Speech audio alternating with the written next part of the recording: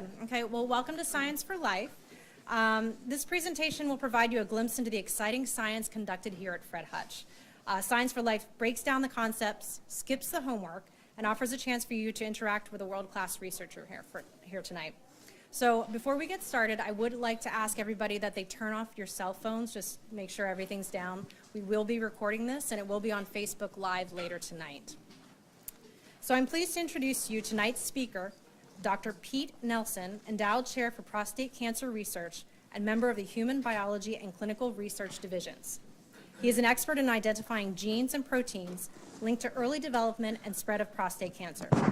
His lab focuses on early development and spread of His lab focuses on understanding the molecular basis of cancer progression to create better detection strategies and more effective personalized therapies. So please join me at this time in welcoming Dr. Pete Nelson.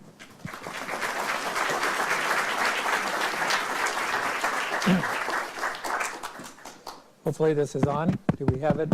Got it on now? No. Not yet? Let's ramp it up. Can you hear me now better? There we go. Okay.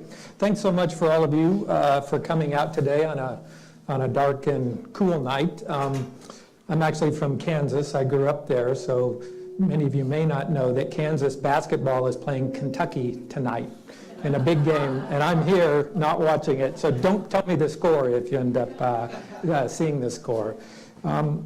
So I'm going to walk you through some of the most recent research that we've been doing trying to understand the causes of prostate cancer and develop better interventions to both prevent it and treat it with advanced disease. Full disclosure, I don't usually have a mustache or a beard, but we have been supported over the last 5 years from the Movember Foundation. So many of you may know that there's a motivation to grow a mustache during the month of November. Ideally, it should be the worst looking mustache possible so that people will come up to us and say, what in the world are you doing? And then we explain to them we're growing this to support cancer research and for prostate cancer. I'm going to bring in a little bit of technology, something I haven't done before in talks, and I hope that this will all work as we go through. So I have a couple videos here to show you periodically. I kid you not, I said, I want to read it, but I will get to the bottom of it. No, you did. No, I did. You may recognize it. No, guys, give me the chat, guys. No, please, guys.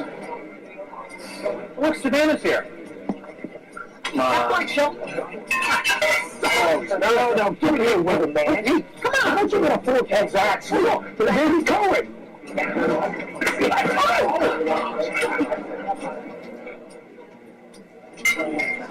know what, fellas? Why don't you all get the shot?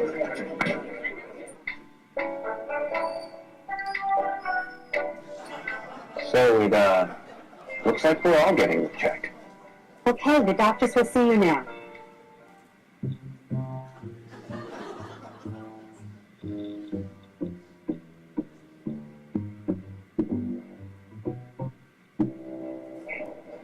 There you go.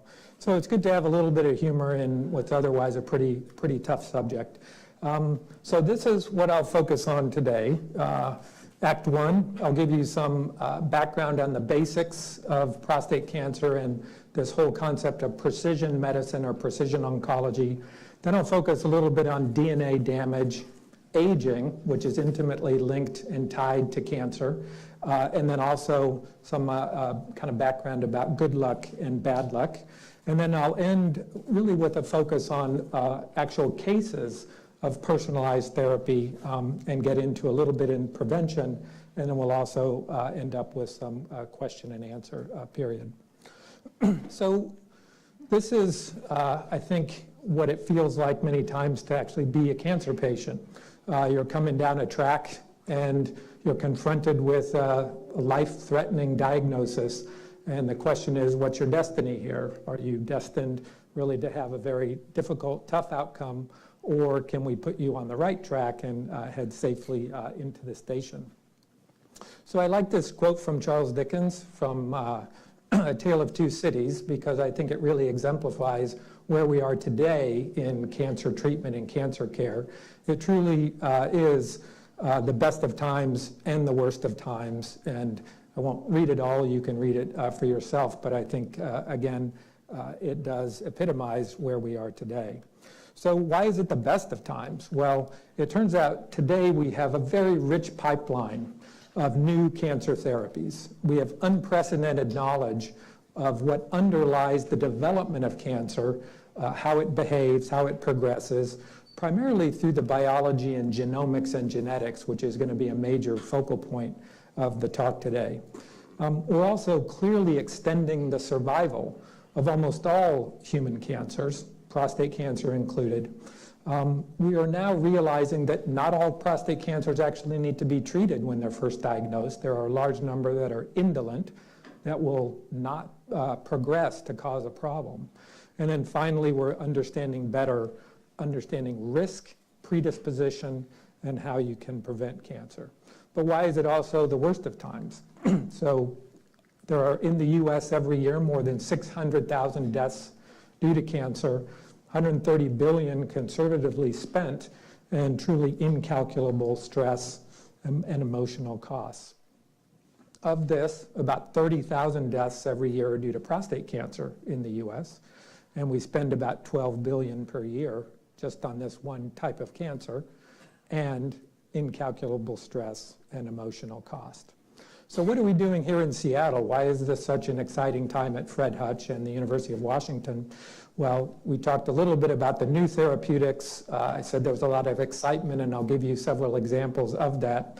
We actually have a very enlightened entrepreneurial community. We have a lot of support for some of our new research efforts. There's a world-class scientific team that spans basic science, cancer prevention, surgery, radiation therapy, and medical oncology. And then finally, there's this idea around precision medicine, which is really fundamentally built on new technology around genomics and how you sequence DNA.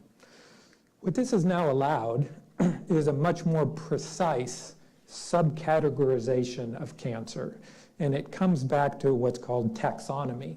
And taxonomy is basically classification. It was really developed by Linnaeus hundreds of years ago, where he classified all life forms into what you think about as kingdom, phylum, class, genus, and species, Homo sapiens, for example, what we are. So you can start to do this with cancer. We already subdivide cancers based on where they start. So breast cancer is different than prostate cancer, different than lung cancer, and we treat them very differently. But even within one cancer type, today we're going to focus primarily on prostate cancer, we now recognize there are different subtypes of prostate cancer based primarily on the genomes or genetics of those cancers. This is important because we can use it to predict behavior. Will a cancer be indolent or more aggressive? Will it not cause a problem in someone's lifespan, or will it spread quickly and end their life? We can identify the vulnerabilities of that cancer. How can we better target it with new treatments? And then we can be more selective about how we actually apply those treatments where they'll be most effective and avoid it when they're not. So this is a survival curve that could be for any cancer, generally in this curve, a more aggressive cancer. And what you're basically looking at here is the survival of this individual in years once a given treatment is started. So for almost every type of treatment that we're talking about, there'll be a small number of patients who don't benefit at all. They don't respond. There's kind of an average here in terms of the length of their response to the treatment. And then there's a very small number that do better than the average. But there are now therapies for many of our advanced solid tumors, such as breast and prostate and pancreatic cancer, where you start to see this, where instead of just shifting the overall curve slightly, there's a long tail on these curves with true cures. That is, you administer a treatment, the cancer goes completely away and stays away for the lifespan of that person. So the key here is to understand who are those patients that benefit the most from that particular therapy, to identify a marker that predicts that outcome or that association. So this concept of personalized or precision medicine, it seems pretty obvious. It's quite intuitive, and it's deceptively simple. That is, we identify the molecular underpinning, the foundation of that cancer, which would ideally associate with its vulnerability, what it would be susceptible to, and then we match the right treatment to the right tumor vulnerability. So it avoids really a one-size-fits-all therapy and tailors it to avoid undertreating and overtreating. That's the whole concept underlying precision medicine or precision oncology.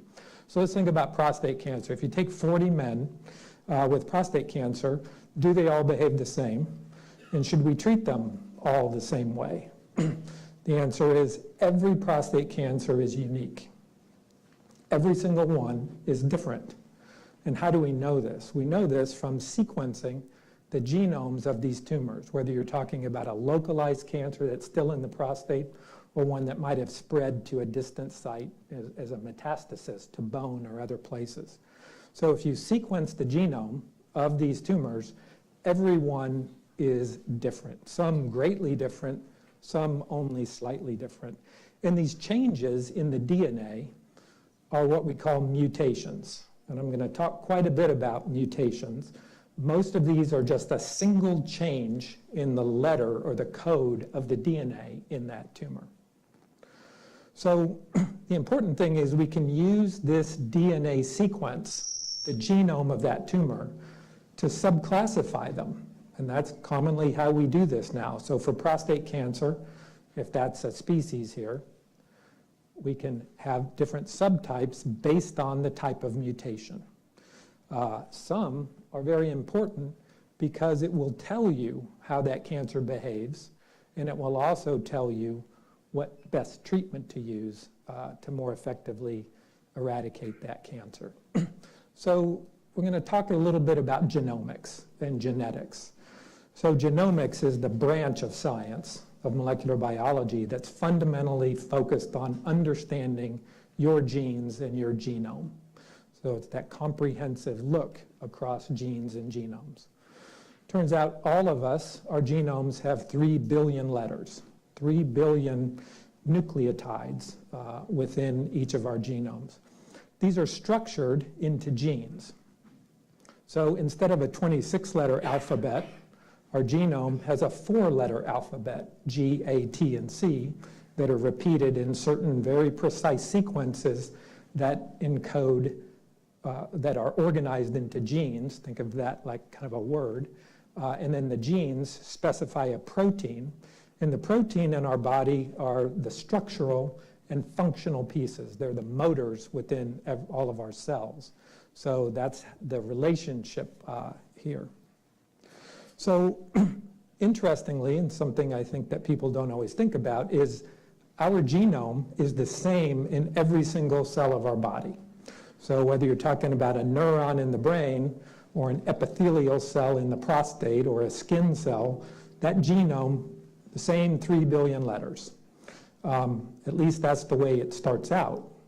It changes as we get older. Mutations accumulate to make each cell slightly different. But as a starting point, these letters are the same in every cell. So when we compare each other, it turns out our genomes have evolved over thousands of years, and mutations occur, mistakes have been made, so that now we differ from each other quite substantially. So it turns out that about every 1,000 letters of our genome are different if you just compare 2 random people. So what that means is that there are 3 million differences out of that 3 billion genome that are different between each of us. And we call these single nucleotide polymorphisms. So they're singles, one letter. A nucleotide is one of those letters, and a polymorphism just means it's a variation. Okay. So most of these variations, this could be you, and this could be me. We differ only in that one letter, A. Most have no effect at all. We can talk about it in the question and answer period, but most are innocuous. They don't change any function of your genome. Some have very small effects, and others have very large effects. They can affect eye color or height or other aspects of our body, including cancer. So again, then in our cells, if you compare 2 skin cells or 2 liver cells or 2 prostate cells normally, they've also changed as well, because as they've divided, they also accumulate new mutations. So they're constantly occurring from birth all the way up to your present age. So you can have 2 normal cells that start to slightly differ because they've accumulated mutations. Most of these mutations or changes also have no effect. Some have a small effect, and rarely, a very few have a major effect. One mutation in the wrong spot can cause cancer. It's in the wrong gene, and I'll talk about that a little bit later. We have remarkable systems in our cells to kind of guard against this. So some mutations, some changes, will immediately cause that cell to die, so you get rid of it. It will never be able to cause a cancer. In some cases, the cell will just rapidly age. It's called senescence. And then in the worst case scenario, that cell becomes a cancer, and it's initiated from that single cell. Okay, so that would be this example here. That T then becomes a tumor cell. So coming back to prostate cancer, I mentioned that every prostate cancer is unique. It all has a specific constellation of these genomes, but some of them actually are recurrent, because when they are altered, they will cause a different subtype of prostate cancer. So what I'm showing you here are different groups of recurrent genetic changes, recurrent mutations that can classify prostate cancer into groups. So I'm going to talk about a couple of these in more detail, but we can already start to subtype advanced prostate cancer into multiple categories. I'm just showing you 4 of them here. One is still driven by the androgen receptor or testosterone. I'm not going to talk much about that in the next several half hour. There's a subtype that's involved in repairing DNA through a certain mechanism called homologous recombination. Another one that is involving a different type of repairing DNA called mismatch repair. And then another subtype that's called neuroendocrine prostate cancer. So the point simply being, there are recurrent mutations amongst the noise that can subtype prostate cancer into different groups. So we carried out a study, collaborated with 5 of the major cancer centers around the US and 1 in England, to try to ascertain what is the diversity in advanced prostate cancer. What are the mutations that are happening, which are recurrent, which are rare, and would any of them point us to a particular therapy? So this was a paper, really a landmark paper, published in a journal, Cell, that for the first time classified advanced prostate cancer into these subtypes based on sequencing the genomes of these cancers. So we had men come into the Seattle Cancer Care Alliance. We biopsied a tumor that had spread from the prostate gland to another site like the bone or the liver or a lymph node. And then we sequenced the genome of these prostate cancers. And that's what this report was about. And we found a large number of mutations in very important genes. This is a tough slide to read, don't worry about it. What I'm showing you here is the compendium of this study. The first 150 men, so we're showing 150 tumors. Each tumor is a column. And then the different genes that are mutated are shown in rows. So just from the back of the room, you can say, wow, there's a lot of diversity there, right? Every column has a different spectrum of the changes. Each colored area is a type of mutation. And so there are some genes, here's the androgen receptor that testosterone activates. That particular gene is altered in almost half of all prostate cancer. So that's a recurrent change. It subgroups those tumors into that category. There's another type of a gene called a tumor suppressor, P53, altered in about 40%. And so there's several others that are recurrent and others that are very, very rare. The take-home message here is that advanced prostate cancer is diverse, but there are also recurrent features that can categorize a certain number of subtypes, and that'll be important. So to summarize this first part, prostate cancer comprises many subtypes. It is not one disease. And these subtypes are defined by the genetic mutations within those tumors. These mutations associate with different behavior and to different responses to therapy, and that's what I'm going to be talking about. So Act 2, DNA, damage, good luck, and bad luck.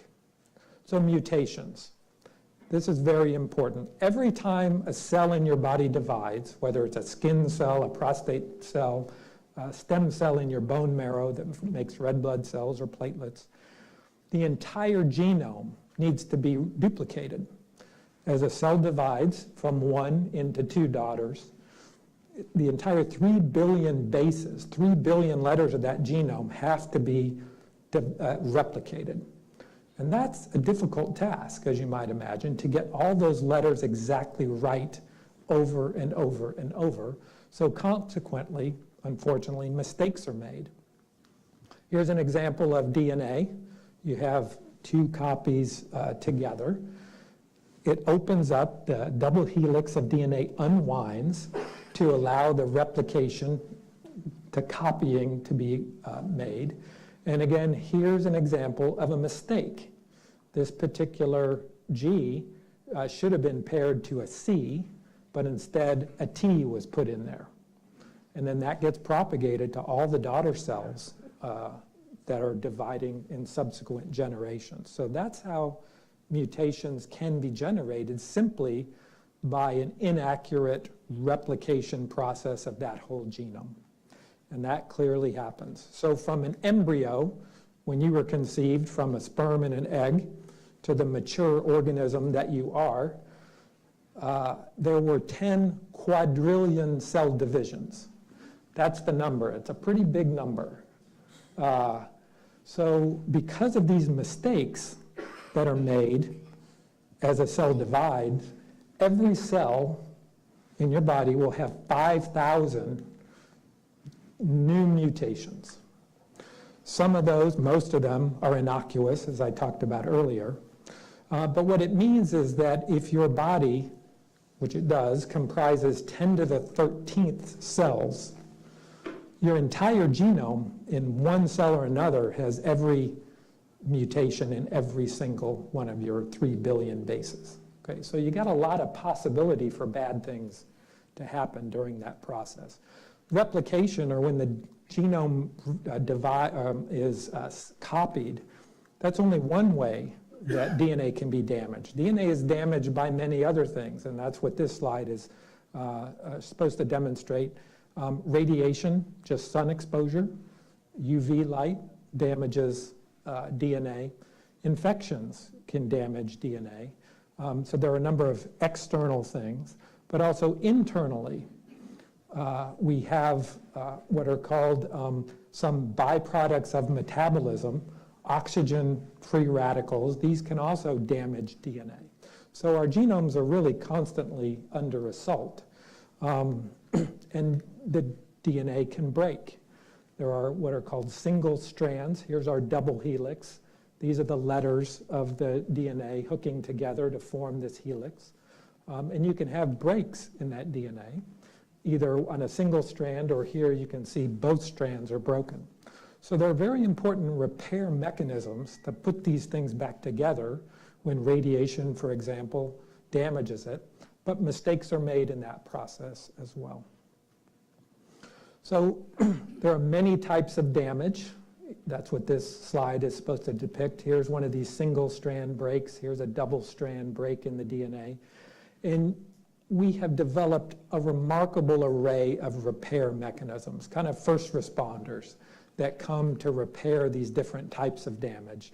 And science has categorized these into different types of repair mechanisms. Each of them consists of multiple different proteins that first find a problem and then bring in the repair machinery to snip it out or correct it and then put it all back together. So it's a very complex but well orchestrated process that occurs here to keep your genome intact.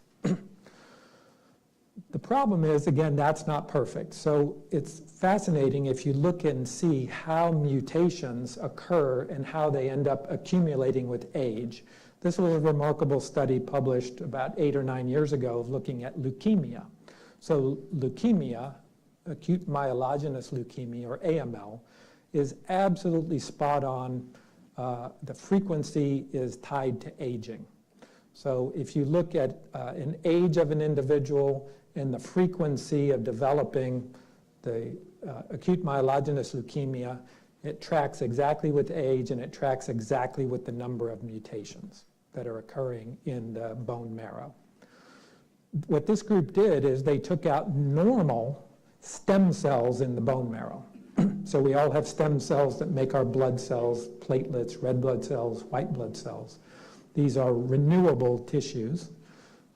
And they looked in the cord blood of a baby. So these are the most pristine cells. And you can see very few mutations here. But with an individual in their 20s, 30s, 40s, 50s, 70s, now you see the number of mutations in these normal stem cells are increasing, tracking right along with age. So this kind of comes back to the idea of good luck, bad luck. Sometimes you mutate or alter or change a base, a nucleotide, one of the letters, in a gene that when you change it, it causes cancer. Those genes are called oncogenes. So it's the type of a gene, when it's mutated or changed, it promotes the development of a cancer. Then there's another type of gene that's called a tumor suppressor gene. So its normal function is to suppress cancer. Okay, it's kind of a fail-safe mechanism. If you mutate or change a tumor suppressor gene and inactivate it, it can also then let cancer occur. So you can call these the brakes. So oncogene is an accelerator, and a tumor suppressor is the brake. So if you lose your brake, you're in trouble, or if you really put down the accelerator, you're in trouble. So if you happen to have one of these mutations, the good luck would be is if that mutation in DNA occurred not in an oncogene or a tumor suppressor gene. So this mutation happens, no problem. But if you happen to mutate a tumor suppressor or an oncogene, cancer develops. Okay. So how do you prevent this? It turns out these tumor suppressor genes are involved in repairing DNA. So two genes that I'm going to talk about a lot, actually primarily one of these, BRCA2, these are the breast cancer genes that you've probably heard about. These are tumor suppressor genes because their function is to repair DNA. If you get a break in your DNA, these are the first responders that recognize that and repair that DNA. So you can imagine if you mutate it, if you lose the function of BRCA2 or BRCA1, now you can let these mutations accumulate and develop cancer much more quickly. Okay, so mutations are common. They increase normally with age. They're inevitable. Some lifestyle factors increase mutations. Smoking, for example, sun tanning, for example. We have powerful systems to both prevent these mutations and correct them, but they're not perfect. Some mutations, if they're in these bad spots, strategically bad, oncogenes and tumor suppressors, they can cause cancers. And importantly, different cancers actually have different types of mutations that lead to their development. So the final act here, and this is what I'll talk about some of our patients, of utilizing this information, is involved in personalized treatment and prevention. So let's come back to this study that I talked about earlier, where we biopsied the metastases from men with advanced prostate cancer. We sequenced those genomes to find out what the alterations were that were underlying their cancer, and hopefully would point us in a direction of what to do next, how to treat them in a more precise way. Interestingly, which was completely unexpected, we found that a high percentage of these tumors actually had mutations in the BRCA2 gene. So it was previously thought that this was mostly involved in breast cancer and ovarian cancer, but we found that a surprisingly high number of these men, which would then be a subtype of prostate cancer, a new category of prostate cancer, had a mutation in BRCA2 or a gene like BRCA2. Turned out 20%, 1 in 5 of these metastases, of these tumors that had spread, had a mutation or an alteration to inactivate BRCA2 or a couple other genes in the same family that functionally do the same thing. Okay. So coming back here, this is the group we see. So these tumors are deficient in being able to repair that DNA, which then leads to more mutations occurring now in key oncogenes. So you can see that you've started the fire, so to speak, and now it's taking off. This is very important because of a couple very interesting scientific and clinical aspects. So this is what happens. If you have a break in your DNA due to any of these causes, X-rays, exposure to oxidative stress in the cell. In a normal cell, you have two fail-safe pathways that both work together to fix the damage. One of these pathways is called HR, for homologous recombination. That's the BRCA gene and its family. Another one is called BER, base excision repair, and its real driver is a gene called PARP, P-A-R-P. I'm not going to quiz you on this, don't worry.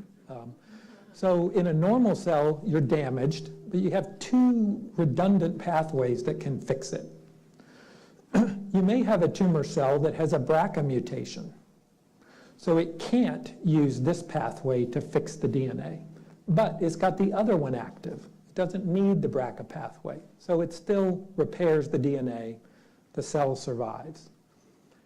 Here's another cell that has lost the PARP pathway, so it can't use the BER, but it still has HR. It's still got BRCA, so it can fix the DNA and remain viable. But this fourth type of tumor cell, it's got a BRCA mutation and has lost the PARP, so it cannot repair the DNA. It's lost both pathways to fix it. Okay, so that cell will die because it cannot fix the DNA. I'm going to go through this again just with another cartoon because this is very important. So here we have our normal cell. You have damage to the DNA. In this case, we're adding in chemotherapy. This will be important in a moment. So a normal cell has both pathways to repair the DNA. It survives. In a cell that has only the BRCA loss, it's got the base excision repair. It survives. This cell, which is only deficient in the other pathway, it's lost PARP, so it's lost base excision repair, but it has HR. It survives. It's that cell that's lost both that you kill it. Okay. Now this concept is very important. It's actually called synthetic lethality, and it's now the cornerstone of treating the BRCA-type tumors, and this is why. So instead of simply losing PARP, we have a drug, now there's several drugs, that actually block it. So you can take a pill, it's called a PARP inhibitor, there are several of them, olaparib being the most prominent. It can block PARP as a drug. So now if you have a normal cell in the body, you've blocked PARP, but it still has the HR pathway. Its BRCA is okay, so it will live. But the tumor cell that has lost BRCA, you've given the drug to block the PARP, so you will kill it. So this allows a selective advantage of a drug that will only kill the tumor cell for practical purposes, but the normal cells in the body will survive. And that's exactly what we're looking for in oncology. Most of our cancer treatments have not been that specific. The typical chemotherapy damages both the good cells and the bad cells. In this case, having this type of a combination would only kill those cells that have a BRCA mutation or a BRCA-like mutation. So it turns out that you can also overdrive this process. So the PARP inhibitors are very important. They're now approved for treating breast cancer and ovarian cancer that have BRCA loss. And they're being tested today in prostate cancer. But we have a drug on the shelf that we've used for many years for other cancers. It's a type of a chemotherapy. So it's not absolutely selective for the prostate cancer cells that have lost BRCA, but you can overdrive that repair process. What the platinum therapy does is it damages DNA very severely. And so the BRCA cells can't repair it, and those cells will die. So we've now treated a large number of men in Seattle with this platinum drug that's, again, approved. We can treat patients every day. It's not investigational. Here's 3 examples. What we're looking at is the blood PSA level. That's on the y-axis here. PSA level is a surrogate for how much cancer there is in a man's body. It's a rough approximation. So if we're tracking PSA in terms of looking at a response to a therapy, this is what we see. Here's this man with advanced prostate cancer. This is prostate cancer that's spread out of the prostate. He got the initial standard of care therapy, which is a different type of chemotherapy. He had a transient response, then his PSA started going up fast. He was treated with a drug to try to block the androgen, the testosterone pathway, which I alluded to as kind of a fuel for many prostate cancers. Had no response to that. We found out through the sequencing of the tumor genome that this man's tumor had lost BRCA. It had a mutation in BRCA2. So he was given this specific type of chemotherapy that works well in the BRCA deficient tumors. You can see how quickly his PSA came down, almost to 0. And then his chemotherapy was stopped because he did so well. Then gradually another year went by and his PSA started going up, got another dose of the carboplatin, bam, his PSA again responded very quickly.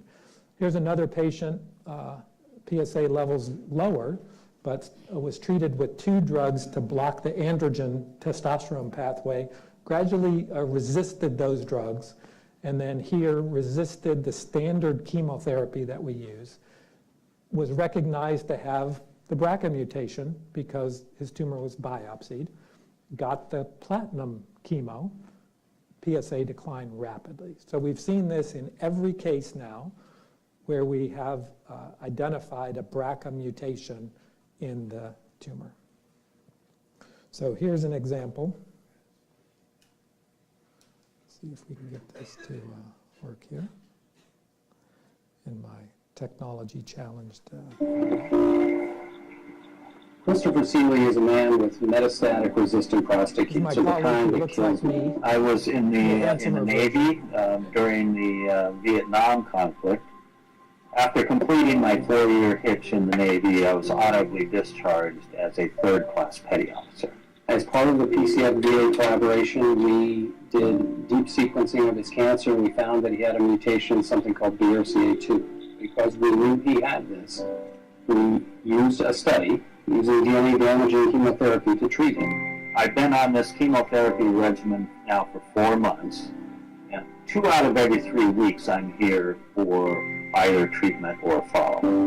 My expectations coming into this were that realistically, this is my best last chance. I was either going to be dead within a year or this was going to present a better alternative. So far, the results have been pretty stellar, particularly to be referred to as an exceptional responder. His PSA has gone from over 200 to 1. The scans which he had initially, which showed metastatic disease, are now essentially normal. So he's had a complete radiographic response. If I could jump for joy without, going off camera, I would do it. My love for nature, photography is, that's sort of my driving motivation. The decision about selling equipment, that's off the table now. Now I'm looking forward to the winter migratory birding season, and that's going to start up in less than a month. So I'm ready to go, and I'm ready to keep going. It's hard to actually put into words, to be honest with you. I mean, we all, every day, hope for a miracle. And this is as close to a miracle as we get right now. Here we go. So that's a fantastic example of trying to understand what's driving the cancer and bringing a particular therapy to bear on that particular vulnerability. This is another example. So through previous sequencing efforts done here at the Hutch and the University of Washington, we were quantitating the number of mutations in a given prostate cancer, and we were struck by the fact that some prostate cancers, what we're looking at here are about 20 different tumors, and we're quantitating the number of mutations in each tumor. You can see the average number is about 50 to 60, but there's a few here that have 10 to 100 times that number of mutations in each tumor. We worked out why. We understand mechanistically that there's another type of DNA repair that's called mismatch repair. It's this type here. And there are several genes different than the BRCA genes that are responsible for this type of DNA repair. And when these genes are defective, MSH2 and MSH6, you get hundreds of mutations starting to accumulate in these tumors. There's a hereditary syndrome underlying this called Lynch syndrome, which is associated with colon cancer, but it hadn't been appreciated that this really was associated with prostate cancer as well. These tumors are not responsive to the PARP drug or the platinum-type chemotherapy that the BRCA mutant tumors are. So we really, for a couple of years, didn't know what to do with this. We saw all these hundreds to thousands of extra mutations, but there wasn't a particular therapy that we would direct these patients toward. This is where the immune response starts to become very interesting. So there's a tremendous amount of excitement, enthusiasm around immunotherapy for cancer. It's a pretty broad spectrum of therapies, all the way from vaccines to developing designer CAR T cells. I'm not going to get into a lot of that, but happy to answer questions in the QA. Prostate cancer has not been a tumor that's responded particularly well to immune therapy. So your immune system is really designed to find and attack things that are different from you. So the immune system works really well against viruses, other infectious organisms that have features, proteins, genomes that are very different from our own. So a prostate cell, here's a normal, it's kind of a stylized version of a normal prostate cell. There's the nucleus, there's the DNA. There are a lot of different proteins on the cell surface of a normal prostate cell, some that are unique to prostate that aren't found in other tissues like colon and liver, such as PSA, and another protein called prostate-specific membrane antigen. These are fairly unique to prostate cells, but the immune system isn't designed to recognize them because they're normal. We can't go around recognizing a lot of normal proteins in the body, or you actually get a certain class of diseases. That's what arthritis is like. Your own immune system is recognizing your normal cells as being different and developing inflammatory responses to them.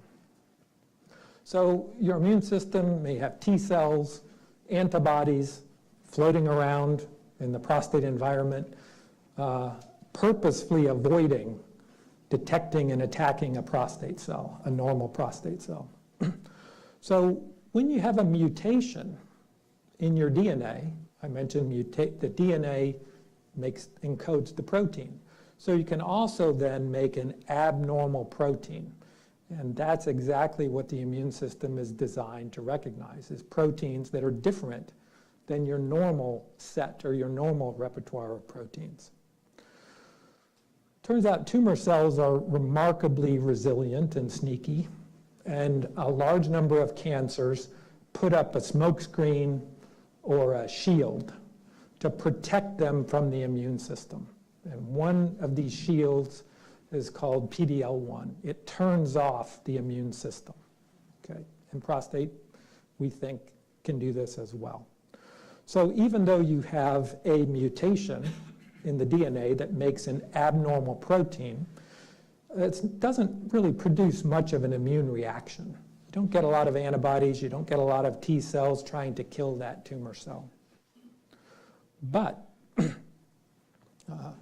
when you get a hypermutated prostate cancer, so this subtype of prostate cancer that has 100 to 1,000 more mutations, now you have many, many more unique or abnormal proteins.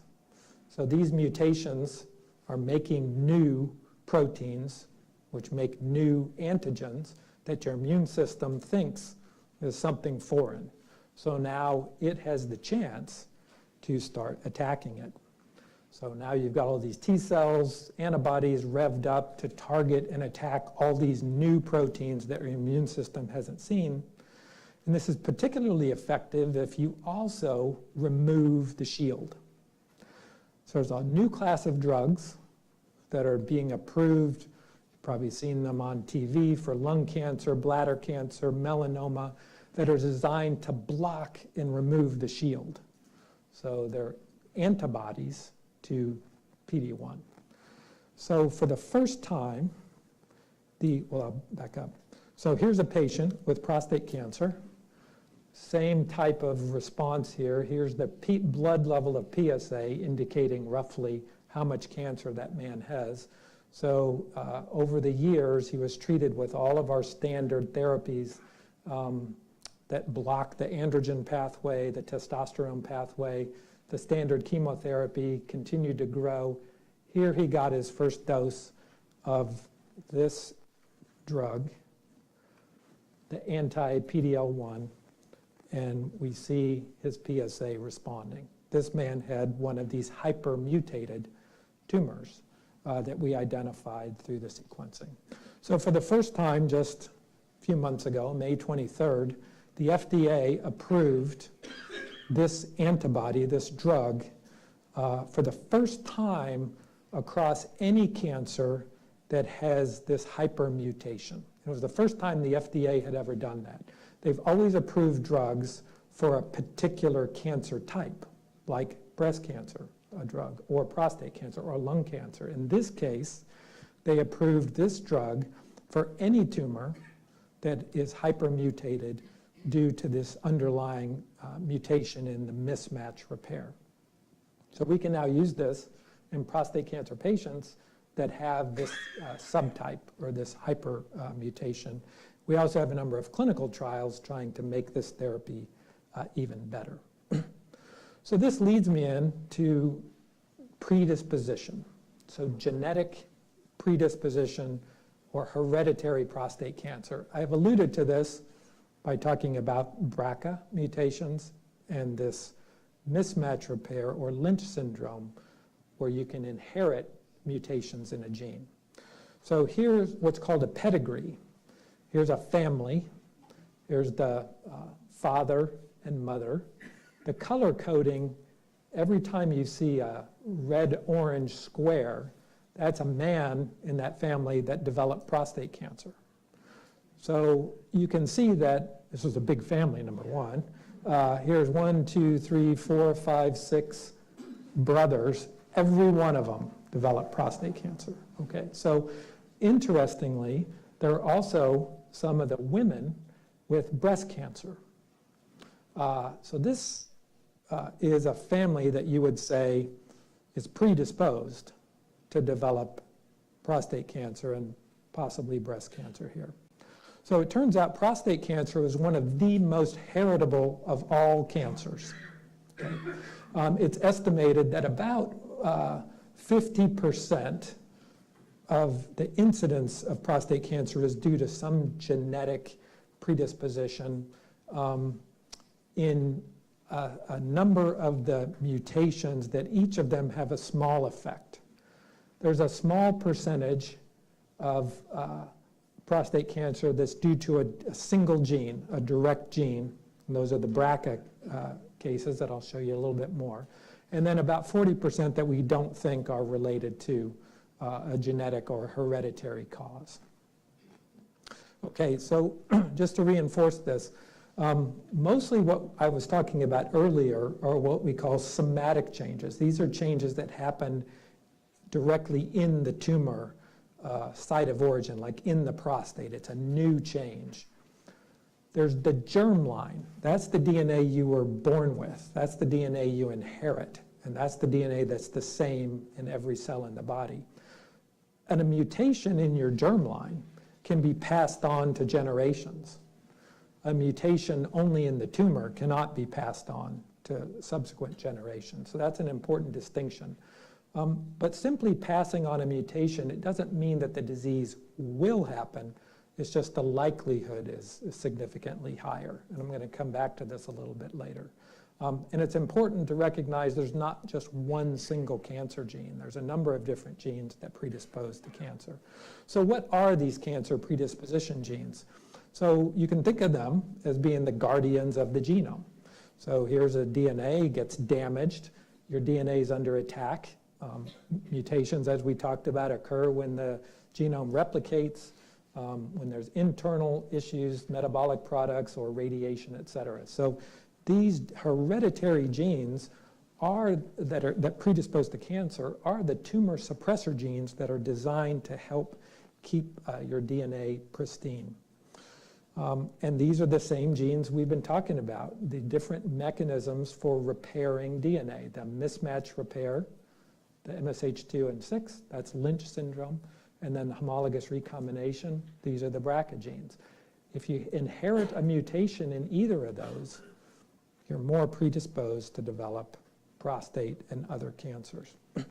So coming back to the study that I talked about earlier, where we sequenced the tumors that had spread, the metastatic tumors, in all of these men, the first 150, we also sequenced the DNA they were born with, their germline DNA. And this was a second very surprising finding in the study, is that 8% of these men actually inherited a mutation, a defect in one of the BRCA or BRCA-like genes. Completely unanticipated. So we immediately followed this up.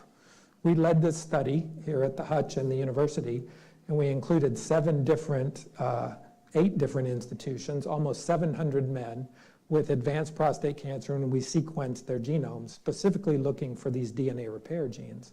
And we found that almost 12% of men, unselected for any type of family history of cancer, 12% of them had a mutation or an aberration in one of these very important DNA repair genes. The vast majority had a mutation in BRCA1. It was interesting, if you looked at their family histories, because you would think if you inherited one of these mutations, you would have a really strong family history of prostate cancer. Turns out prostate cancer is very common, as you know. And so we didn't see an increased frequency of prostate cancer. It was pretty high whether you inherited one of these predisposition genes or not.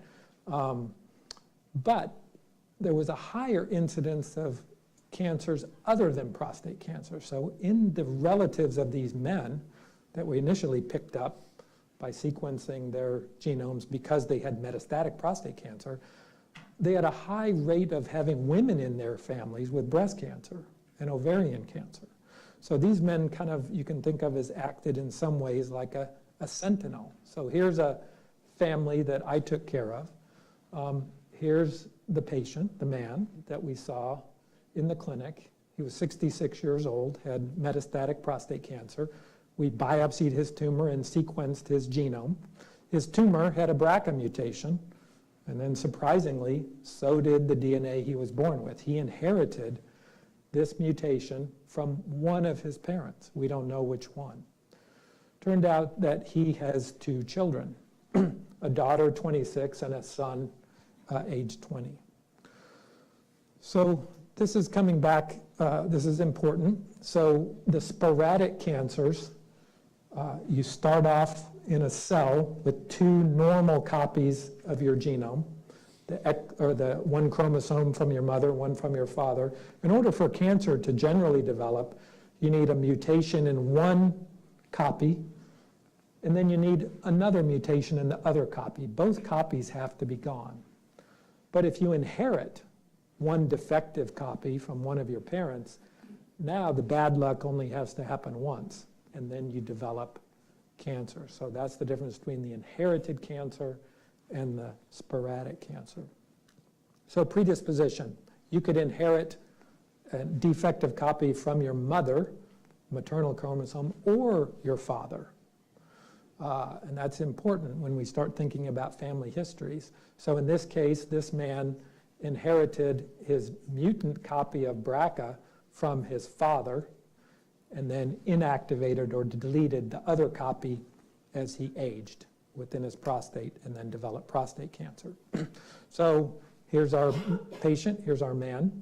We don't know which parent he inherited this from, but he's got 2 children, and each of them has a 50-50 chance of inheriting that. Also, brothers and sisters now.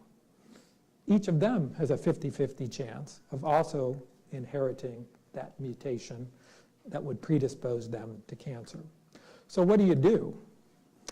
Well, it turns out in this case, for this man, we brought his daughter in, and she was sequenced, the DNA she was born with, her germline DNA, and was found to have inherited that breast cancer mutation from her father.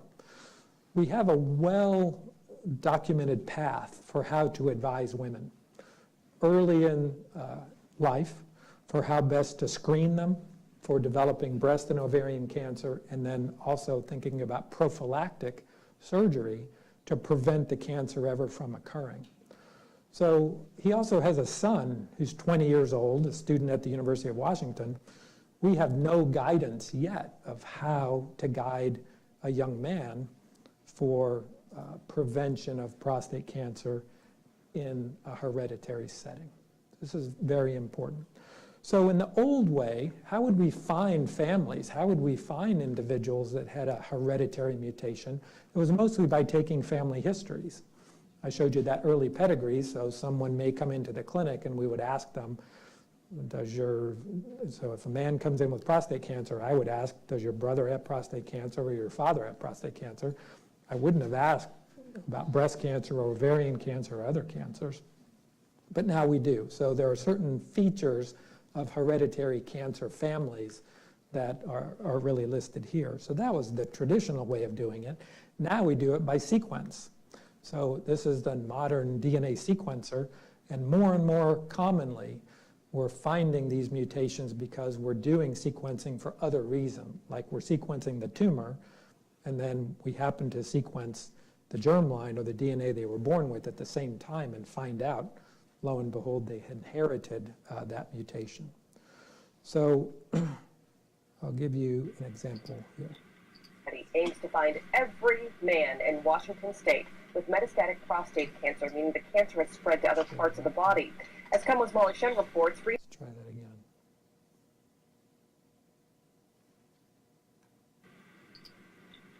he aims to find every man in Washington state with metastatic prostate cancer, meaning the cancer has spread to other parts of the body. As come with Molly Shen reports, researchers are offering the men free genetic testing and possibly a new way to fight their disease. Hi, Ron. How are you this morning? When Ron Figgins first went to the doctor, he thought he had a pulled groin muscle. By the time they got down and said, oh no, your PSA number is 393, it's off the charts, here's what you have, I was shocked. Ron has prostate cancer. He might have discovered it earlier if he'd known his genetic makeup. Ron's sister battled ovarian cancer and warned her siblings she'd inherited a defective gene. Before I got out and got tested, I was diagnosed with cancer. Since then, my little brother's gone out and got tested, and he also is a carrier of the defective BRCA2 gene. So is their other sister. 4 siblings, all with the BRCA2 gene. It's information important to Ron's family and doctors. As scientists are able to find more links between genetics and disease, I think that genetics and genomics will start to play a very big role in determining how you would, one, treat a disease, but also prevent that disease from happening in the first place. Local doctors are now trying to reach all men in the state with metastatic prostate cancer, offering free genetic testing through the Gentlemen study. There's not enough genetic counselors and services can be limited, and insurance hasn't necessarily covered those services for all patients, and so we really want to improve access and remove those barriers for men in the state of Washington. Through chemotherapy targeting his genetic makeup, Ron's PSA levels have dropped dramatically. He hopes he hasn't passed the defective gene onto his own children, but if he has, he can also hand down crucial information, leading to earlier cancer detection and cure. Here we go. So we've launched this study in the state of Washington. It's called the Gentlemen study. It provides this sequencing free of charge to every man in the state with prostate cancer that has spread, that's advanced, because we know that about 10 to 12% of them will have an inherited copy of this that will help guide their own therapy, but also importantly, give some information to their family members that may be at risk for other cancers. So this is what we've started to recognize, is that the breast cancer, ovarian cancer, prostate cancer, pancreatic cancer are linked by these underlying genetic features. So you may identify a man first, and then it would be a warning to the rest of the family to be aware of their cancer predisposition, but also the same for the women. Turns out genetic testing for these BRCA changes is now standard of care for all women with ovarian cancer, and if they end up being identified as having a hereditary predisposition, then their brothers, their sons are also at risk then for prostate cancer. So here are the cancers linked to BRCA: ovarian, breast, pancreas in women, prostate cancer, male breast cancer, and pancreas cancer in men. And then the Lynch syndrome, that hypermutated tumor, are linked to colon cancer in men and women, and endometrial cancer in women. So is this destiny? If you inherit one of these genes, will you develop cancer? The answer is no.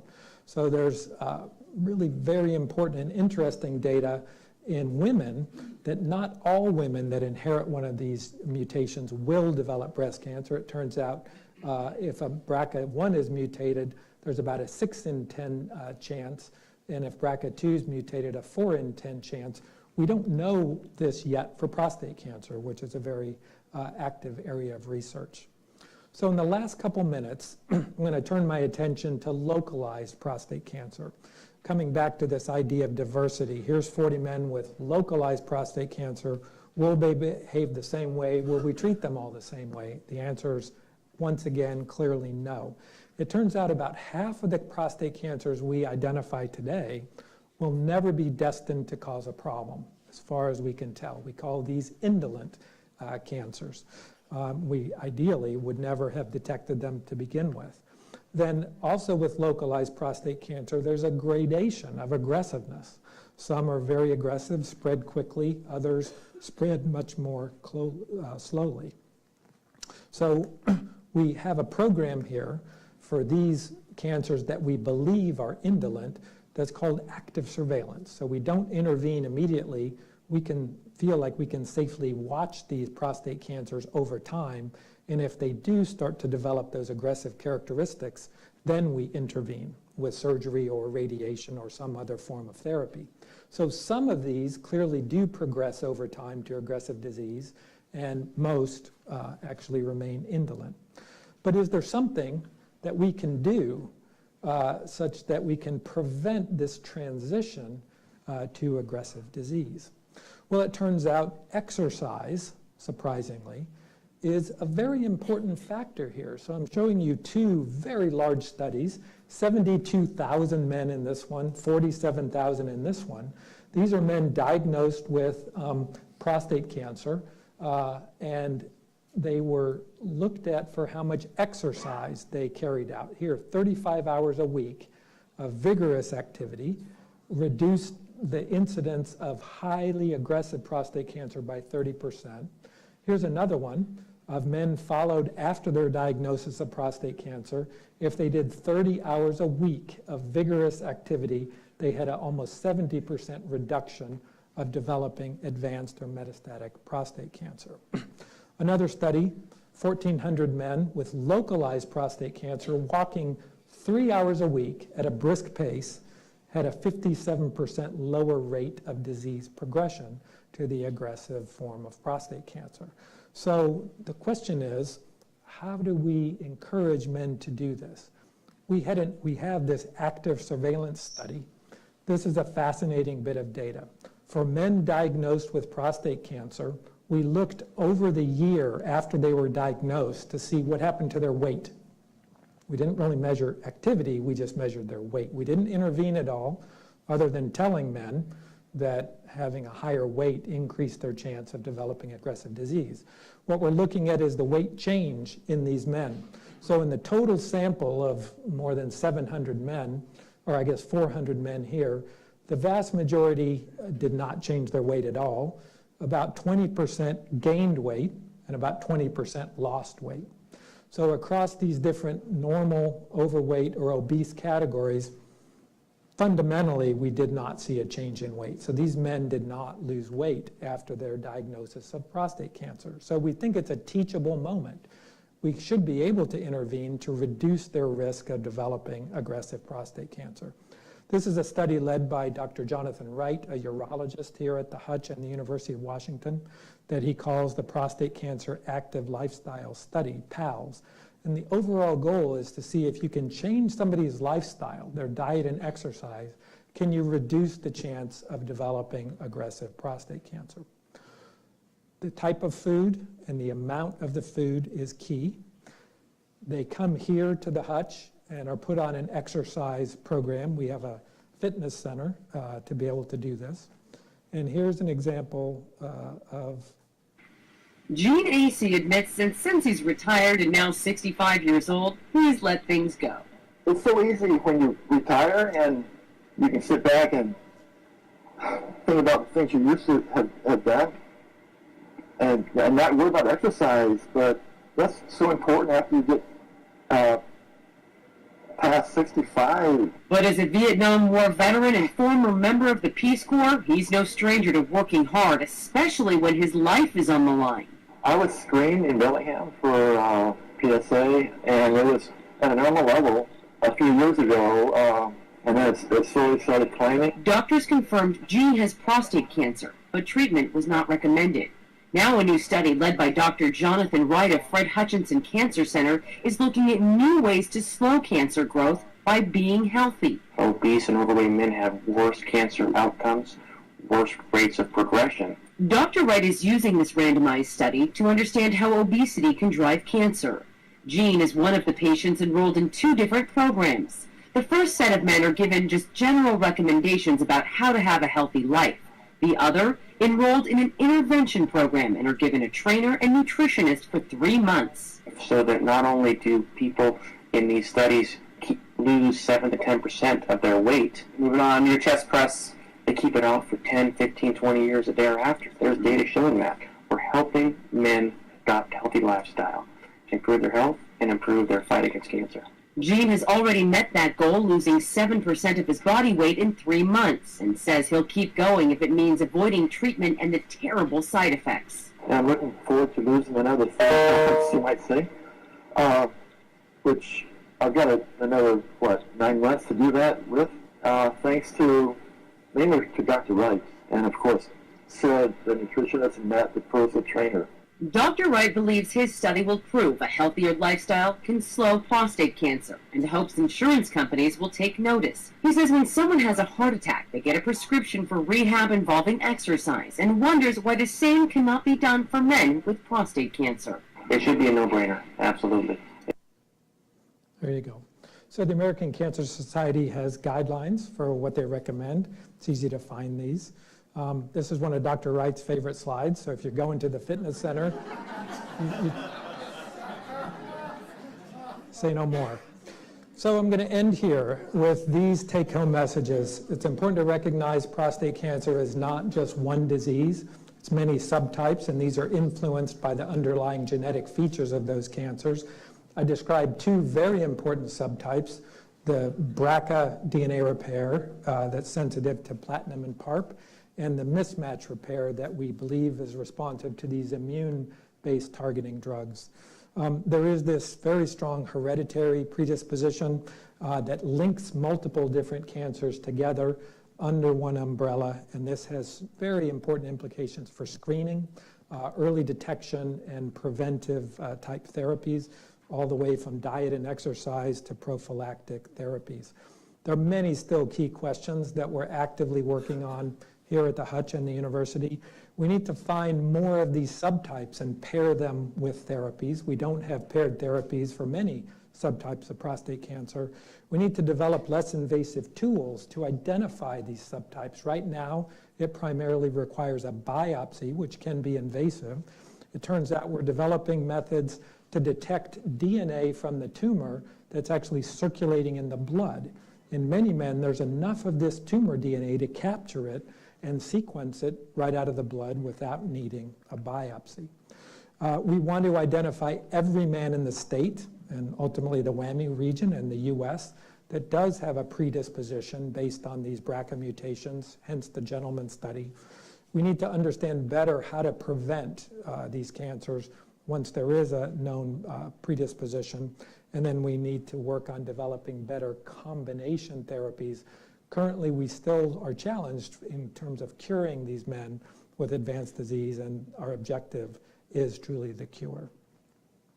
So all of this work really was supported through a close collaboration between Fred Hutch and the university through an institute that we've assembled called the Institute for Prostate Cancer Research, and that's enabled us to do very innovative, cutting-edge work. So I'm going to stop there. We have time for some questions, and look forward to them. Thank you.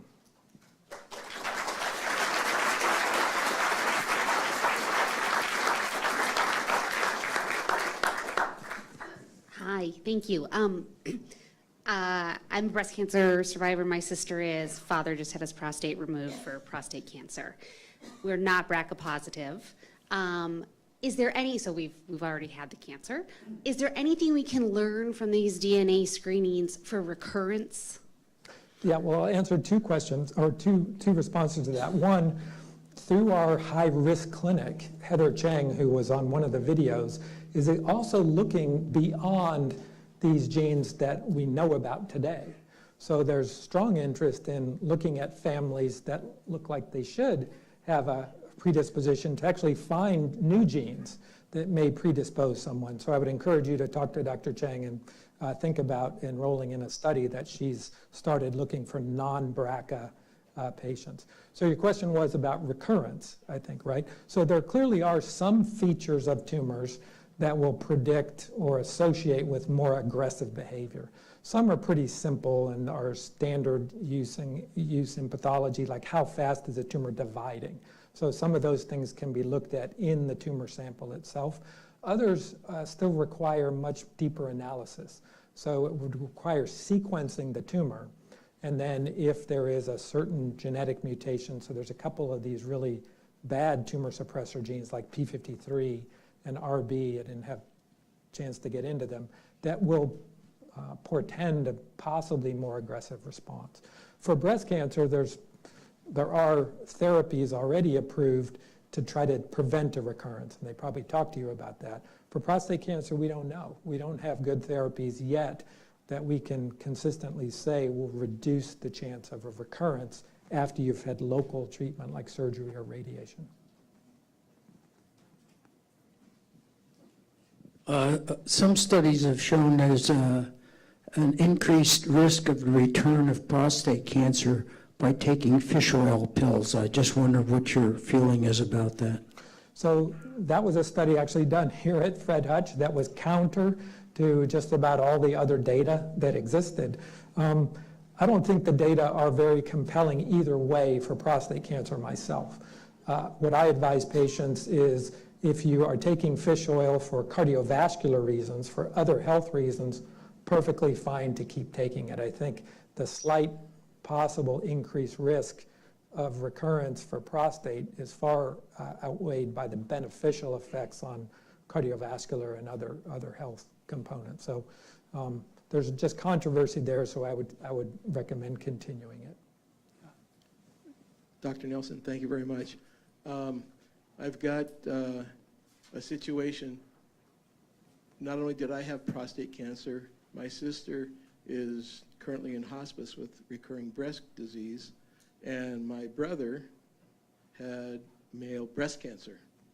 And so, although I don't have, it's not metastatic at this time, I'd like to participate in the Gentleman study because I've got a son with male grandchildren.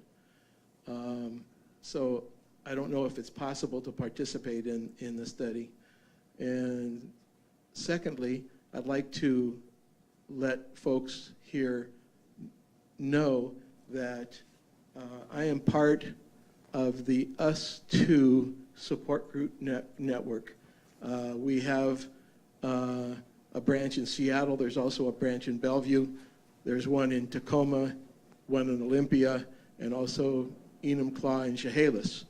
So our meetings are normally 4 times on the 4th Wednesday of the month. And because of the holiday, our support group meeting is actually tomorrow. On the table out front, we have information about our prostate cancer support group network, and we welcome not only men, but men with their spouses or partners to also attend, and we usually get somewhere between 20 and 25 participants every month.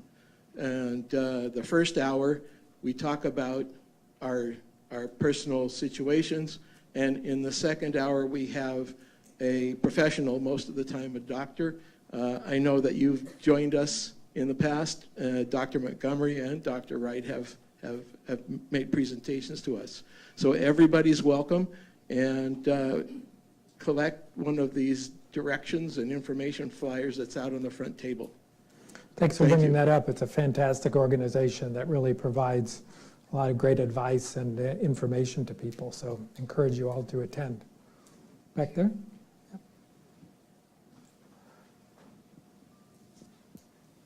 Thanks.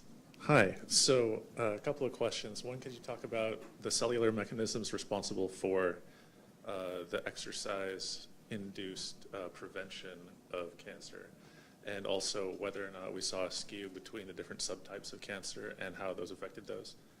And yeah, that's the first part. The second part. Yeah, so it's still an open question about how exercise in particular reduces the risk of recurrence.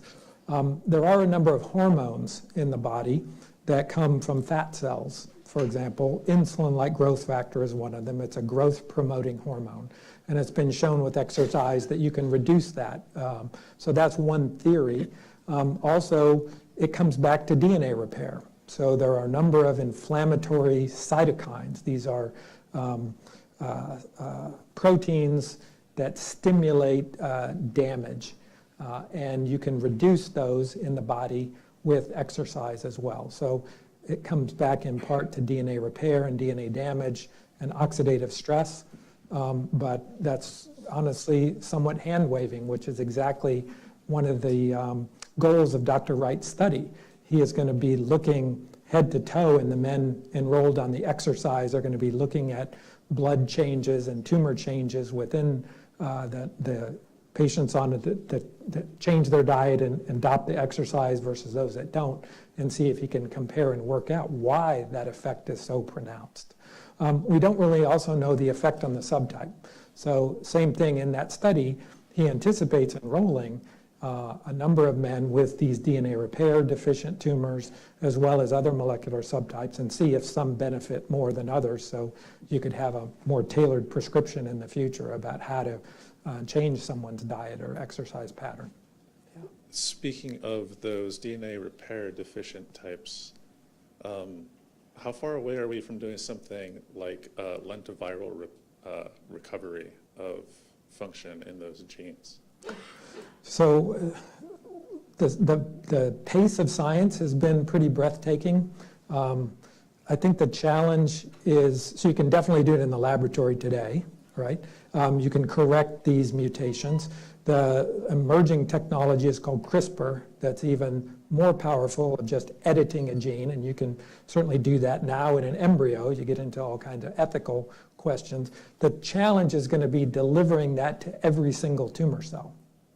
If you need to correct it in every tumor cell, that's a challenge, especially once it's advanced. So I'm not sure that that is going to, even with a lentivirus or some kind of delivery vehicle, it's going to be difficult to get it in every cell. So you'll need to harness that probably along with some other therapy that could kind of mop up the stragglers, so to speak. So I'm optimistic that there will be sort of nanotechnology and other ways to edit these cancer genomes, but that particular part's going to take a while. Yeah. I had a question about the PARP and the platinum combination therapy. So what is the mechanism of action for the platinum? So the platinum actually causes more of those DNA damage, more bases. So you actually can induce more double-strand and single-strand breaks that if you have a defective repair system, you can't repair them all quickly enough. So the cell will undergo what's called a programmed cell death. Does it demonstrate the same selectivity? It does. As the PARP? Yeah, it's not quite so as this doesn't selective. come into contact with any healthy tissues? No. So it's not quite as selective as PARP. Okay. You do get enhanced tumor responses that are much more dramatic, but you can also have side effects on the normal cells as well because it does damage their DNA. Whereas the PARP, as far as we can tell, primarily focuses on the tumor cell. Okay. There have been, go ahead. For your study specifically, was it the free platinum injected or was it coated with like gold or metal? There's nothing fancy about this. It was taken an off-the-shelf drug Oh. that we use commonly in other cancers, but we almost never have used it in prostate cancer because we haven't known that prostate cancer has this type of underlying defect. Okay, thank you. Yeah. I think she'll bring you the microphone. Yep, over Hello. here. Is this on? Okay. I've got a question. I actually have two questions. Can you talk about research and thoughts towards preventing genetic mutations, which would not make any of this occur? Yeah. It's a tall order. As I mentioned, errors occur just when cells divide. You know, you have to replicate that entire genome. And then you're also exposed, you know, to a variety of environmental things. So people have looked at antioxidants, for example. That was one of the theories behind high doses of vitamin C and other types of antioxidants. We've studied those for cancer prevention and haven't really seen dramatic effects. We've actually in some situations seen the opposite. So there was a big study in prostate cancer of looking at vitamin E and selenium, both of which were thought to kind of reduce this idea of mutations due to oxidative stress. And those studies actually found more prostate cancer than less. So it's, I would say that there is work trying to understand how aspirin works, for example. So clearly aspirin reduces the risk of colon cancer, in part probably by altering the mutation rates and inflammation related to it. So I think things in general, if you can reduce the inflammatory burden, you will also overall reduce the rate of mutation in tissues. Okay, and then just one more question. Do you have a good resource for somebody who is undergoing treatment for prostate cancer for on top of diet and exercise, what kind of vitamins and supplements might help them fight and feel better? Yeah, so that's it's a long question. It's something I spend a lot of time with, and my colleagues do as well in the clinic. There's no magic bullet, unfortunately. As far as diet goes, what I always recommend is a heart-healthy diet is a prostate-healthy diet. It doesn't have to be much more complex than that, because there's nothing that we've seen or done in terms of any kind of supplement, any kind of radical dietary change that alters the trajectory of prostate cancer, other than lower fat, again, heart healthy, and increased exercise. So it's a short answer to a much more detailed question. I'd be happy to talk to you about it afterward. Yeah. So we have time for one more question, which I have right here. Gotcha. So I want to thank you for a very nice talk. You were talking about using PARP inhibition in both somatic and germline BRCA mutated patients. Do you have any idea whether it's more efficacious in somatic or germline, or if it's the same kind of efficacy? I haven't seen much data. If you lose both copies by whatever mechanism, that both copies just happen to be lost in that cell, or whether you inherited one and then lost the other, as far as I know, the efficacy is roughly the same as long as you've documented. Now, there are situations, not yet in prostate, but in ovarian cancer, it's pretty clear that there's a subtype of ovarian cancer that also responds to PARP without a clear BRCA1 or BRCA2 loss. So it kind of tells us there's still some repair mechanism that we're not adequately categorizing yet. So there's a group of women that respond very well to PARP with known BRCA1 and BRCA2 mutations. There's a middle group that responds well when it looks like they have a lot of genomic damage that suggests they have a repair deficiency, and then a third set that doesn't respond well. So we don't know that that's true of prostate or not. Yeah. Okay. You want one? This is important. Can you give him a mic down? Yeah. I just would like to find out if you have prostate cancer and you have a Gleason score, does that going to determine the outcome of either an operation or proton treatment? Because biochemical recurrence is a big problem. Yeah, so the question is around Gleason grade. So I really didn't talk that much about localized prostate cancer. The Gleason grade, or what the cancer looks like under the microscope, is a predictor of whether or not that cancer will be more indolent and never cause a problem versus more aggressive and spread. So there's a lot of fluctuation within that grade, and that's why we're looking more precisely at the molecular features. But clearly the higher grades, 8, 9, 10, associate with the chance that that cancer has already spread. And probably also influences how someone might respond to testosterone suppression or other types of therapy. Yeah. I guess now's the last one. I saw one reference that stated that women also have a prostate. Is that true? No. They may have a, so there's a vestige, or where the prostate would have been. Same with the counterpart in men, actually, but they have no functional equivalent to the prostate. It is interesting that breast tissue can make some PSA. And breast tissue also has the androgen receptor, and there's interest in looking at the kind of drugs we use in prostate cancer to treat breast cancer. So it's another example of kind of the intersection of these two diseases. Yeah. I think that's it. Thank you so much, Dr. Pete Nelson, everyone.